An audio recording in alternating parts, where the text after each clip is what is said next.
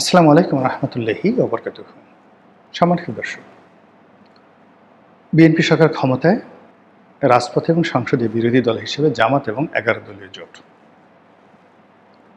ইউনূস সরকার বিদায় নিয়েছে, আর আইনগতভাবে আওয়ামী লীগকে নিষিদ্ধ করা হয়েছে। আওয়ামী লীগের যারা শীর্ষ পর্যায়ের নেতা আছেন, একটা অংশ জেলখানাতে, আর বিরাট একটি অংশ দেশের বাইরে পালিয়ে আছে।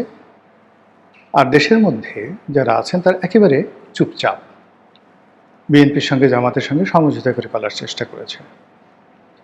এ অবস্থায় আপাত দৃষ্টিতে মনে হতে পারে রাজনীতি একেবারে নীরব নিস্তব্ধ। এ অবস্থায় মনে হতে পারে যে বর্তমানে যারা ক্ষমতা আছেন তারা অনায়াসে 1 টার্ম, 2 টার্ম, 3 টার্ম চোখ বুজে পার করবেন। 15 বছর তো তারা পার করবেনই, এরপরে হয়তো আরও বেশি। তো এই যে সহজ সরল চিন্তাভাবনা করে আমাদের মিডিয়াগুলো, এবং বিশেষ করে যে সকল মিডিয়ার মালিকরা ব্যক্তিত্বহীন, লোভী, দুর্বল এবং বিভিন্ন সময় যারা সরকারের পাশ চাটতে অভ্যস্ত, তারা বর্তমান সরকারের পেছনে রীতিমতো তেলের ড্রাম নিয়ে ঘোরাফেরা করছে। জামাতের আমির বা জামাতের সভাপতি তিনি খুব ভালো একটা কথা বলছেন যে সারা বাংলাদেশে তেলের মহাসংকট। কিন্তু মাশাল্লাহ, উনি মাশাল্লাহ বললেন, আমি বললাম মাশাল্লাহ, পার্লামেন্টের মধ্যে তেলের কোনো সমস্যা নেই। সেখানে সংসদ নেতা বা প্রধানমন্ত্রী তাকে উদ্দেশ্য করে দলের নেতাকর্মী, তার বাইরে যে সকল অন্য দল থেকে এসেছেন, তারা যেভাবে তেলের বন্যা ছুটিয়ে দিয়েছে, ওই তেলের কিছু অংশ যদি পেট্রোল পাম্পগুলোতে আসতো, আগামী 20-25 বছর আমাদের আসলে তেল আমদানি করতে হতো না। এরকম অবস্থা চলছে। সবসময় আমাদের দেশে ক্ষমতাকে কেন্দ্র করে মানুষ তেলবাজি করে। ক্ষমতাধরদের সাথে কখনোই মানুষ কন্ট্রাডিকশন, কনফ্লিক্টে যায় না।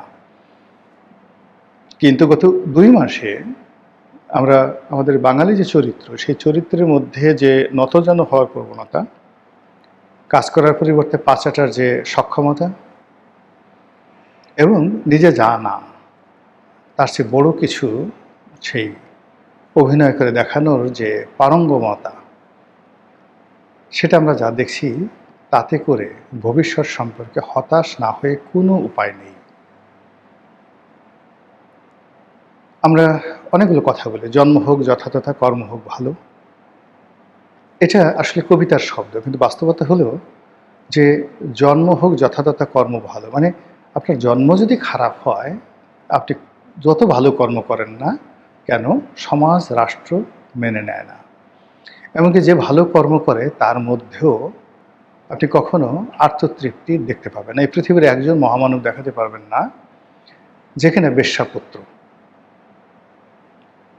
এই পৃথিবীতে একজন ধার্মিক ব্যক্তি দেখাতে পারবেন না, মসজিদ ইমামের খতিব, হুজুর, আল্লামা দেখাতে পারবেন না যেখানে জারজ, কোনো জারজ হিসেবে জন্মগ্রহণ করেছেন কিন্তু সে অলি আল্লাহ হয়ে গেছেন, দেখাতে পারবেন না। এই পৃথিবীতে একজন লোক দেখাতে পারবেন না যে বিদ্যা নেই, বংশ নেই, কিন্তু দারিদ্রতা থেকে, বংশহীন অবস্থা থেকে এসেও তিনি অভিজাত সম্প্রদায়ের উপর খবরদারি করেছেন। অভিজাত সম্প্রদায় তাকে মাথার মুকুটে পরিণত করেছেন এবং তাকে তাদের প্রতিভূ বানিয়েছেন। কখনো না, 1000 বছর এই ঘটনা কখনো ঘটেনি। সেই যে রামায়ণ, সেখানে রামের বংশধর, সেই যে মহাভারত, সেখানে পাণ্ডব এবং কৌরব, সেই যে ইতিহাস, সেই ইতিহাসে আর্য এবং অনার্য, সেই যে ইতিহাস আরব, অনারব, সেই যে ইতিহাস মিশরে, কিপ্তি এবং বনী ইসরাইল, সেই যে ইতিহাস আরবে কুরাইশ এবং অকুরাইশ, সেই যে ইতিহাস যেখানে বনু হাশেম, বনু উমাইয়া, সেই যে ইতিহাস পাকিস্তানে, পাকিস্তানি বনাম বাংলাদেশি, বাংলাদেশি বনাম শেখ পরিবার, শেখ পরিবার বনাম জিয়া পরিবার। এর বাইরে যেতে পেরেছেন? এখন পর্যন্ত। কাজে শুধু বললে হবে না জন্ম হোক যথাযথা, কর্ম হোক ভালো। আমাদের বক্তব্য হলো জন্মও ভালো হতে হবে, কর্মও ভালো হতে হবে, দুটোই ভালো হতে হবে। এটা না হলে সম্ভব নয়। যা বলছিলাম, রাজনীতিতে এখন আপাত দৃষ্টিতে সবকিছু শুনশান মনে হচ্ছে, কিন্তু পর্দার আড়ালে ভয়ঙ্কর বিষ মাখা ছুরি নিয়ে কত যে আততায়ী আমাদের চারিদিকে ঘুরে বেড়াচ্ছে। বিশ্বজাহানের মালিক মহান আল্লাহ রাব্বুল আলামিন ছাড়া আর কেউ জানে না কেন। কারণ হলো ওই যে দেখুন, একটা নির্বাচন হয়েছে 2026 সনে, ত্রয়োদশ জাতীয় সংসদ নির্বাচন। সেই নির্বাচনের দুর্গন্ধ, নির্বাচনের আবর্জনা ক্রমশ বের হচ্ছে। যারা সরকারি দল তারা বিরোধী দলকে সম্মান করছে না, যারা বিরোধী দল তারা সরকারকে সম্মান করছে না। বলার চেষ্টা করছে একে অপরকে, উভয় পক্ষে বলছে তোমরা এসেছো ইঞ্জিনিয়ারিং করে, ভোটের ফলাফলকে ম্যানিপুলেট করে। ফলে কি হলো, এই সরকার এবং বিরোধী দল তাদের যে অভিষেকটা, তাদের যে জন্ম, এটি স্বাভাবিক প্রক্রিয়ায় হয়েছে বলে তারা নিজেরাই স্বীকার করছে না। তারা বলছে না যে আমরা একটা গণতান্ত্রিক পরিবেশে সম্পূর্ণ সুষ্ঠু এবং নিরপেক্ষ ভোটে বিরোধী দল হয়েছি এবং সরকারি দল হয়েছি। এই আত্মবিশ্বাস তাদের মধ্যে নেই। তারা বলার চেষ্টা করছেন যে সমঝোতা হয়েছে। কেউ বলছেন ট্রফি ডক্টর মোহাম্মদ ইউনূস লন্ডনে গিয়ে তারেক রহমান সাহেবের কাছে দিয়ে আসছেন। অর্থ কি? আপনারা ট্রফি বুঝেন? ট্রফি অর্থ আপনি যে জয়লাভ করেছেন, জয়লাভ করার পরে যে আপনাকে একটা পুরস্কার দেওয়া হয়, শিল্ড দেওয়া হয়, কাপ দেওয়া হয়, এটাকে বলা হয় ট্রফি, যে ইউ হ্যাভ উইন্ড। সরকারি দল থেকে বলা হচ্ছে যে তারেক রহমান সাহেব যে উইন করেছেন বা উইন করবেন, এটা ট্রফি জনাব ডক্টর মোহাম্মদ ইউনূস তিনি লন্ডনে গিয়ে তারেক রহমান সাহেবের হাতে দিয়ে এসেছেন। বোঝার চেষ্টা করুন বিরোধী দল তাহলে কি বলবে। বিরোধী দল যদি বলে একটা সাজানো পাতানো নির্বাচনে এই সরকার ক্ষমতায় আসছে, আপনি কি বলবেন বলেন? আপনাদের লোকে তো এই সেম কথাগুলো বলছে।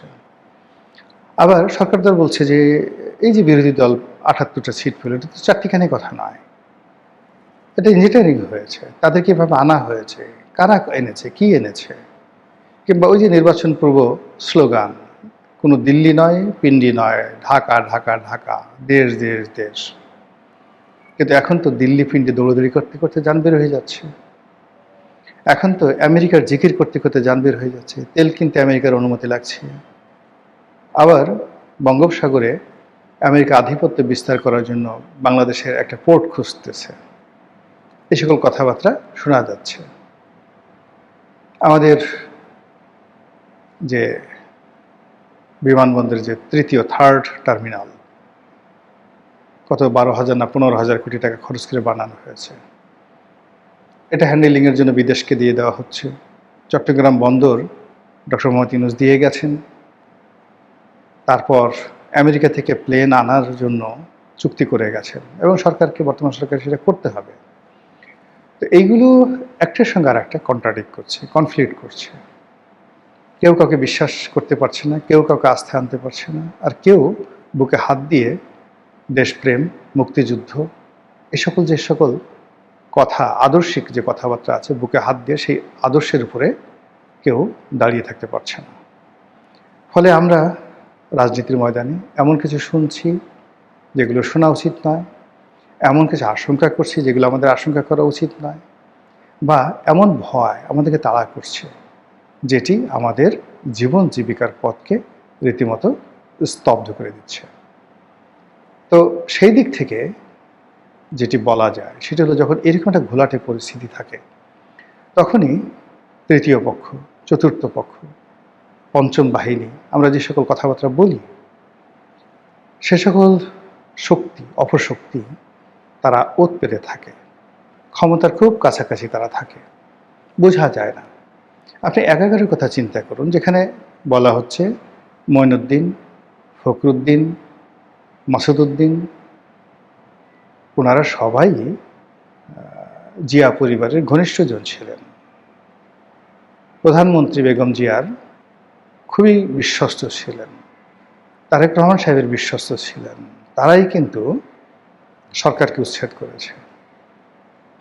আবার ধরুন শেখ হাসিনার যারা খুবই বিশ্বস্ত লোকজন ছিলেন, এই বিশ্বস্ত লোকজন যারা এখন জেলে আছেন, জেলের বাইরে আছেন, তাদের একটা বিরাট অংশ তারা আমেরিকার ডিপ স্টেটের কাছে বিক্রি হয়ে গেছেন। ফলে একদিকে তারা শেখ হাসিনার সাথে বৈঠক করেছেন, পুরো কথা আমেরিকাকে জানিয়ে দিয়েছেন। আবার রাষ্ট্রের অন্যান্য যে শক্তির যে এককগুলো আছে সেখানে তারা কথাবার্তা বলেছেন এবং শেষ মুহূর্তে শেখ হাসিনার সঙ্গে বেইমানি করেছেন। It is now open secret. Sheikh হাসিনার ভাগ্য ভালো যে বিষ মাখানো ছুরি দ্বারা তিনি আহত হননি, তিনি নিহত হননি, কিংবা জনরোষে তিনি জনগণের পদদলিত হয়ে প্রাণ হারাননি।